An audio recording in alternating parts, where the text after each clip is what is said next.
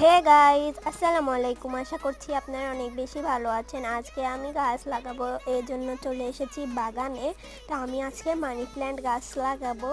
আমার বাগানে আজকে নয়নতারা সাদা আর বেগুনি কালার ফুটছে। অন্যের বাগানের একটা ফুল হলেও আমরা ছিঁড়ে ফেলি, কিন্তু নিজের বাগানের 100টা হলেও একটাও ছিঁড়তে মনে চায় না। এতই আদর করি আমি আমার গাছকে, ইভেন আপনারাও হয়তো করেন।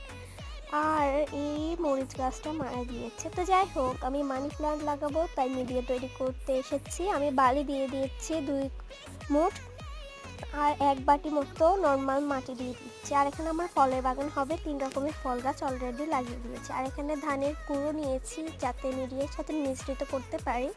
তো আমি ধানের কুড়ো দিয়েছি, আমার কাছে গোবর সার ছিল না, এর জন্য গোবর সার মিশ্রিত মাটি দিয়েছি। এরপরে মিশ্রিত করে উপর দিয়ে হলুদ দিয়ে ভালো করে মেখে এরপরে লাগিয়ে দিয়েছি। তো এই হলো আমার গাছ লাগানো কমপ্লিট। তো আজকের জন্য আল্লাহ হাফিজ।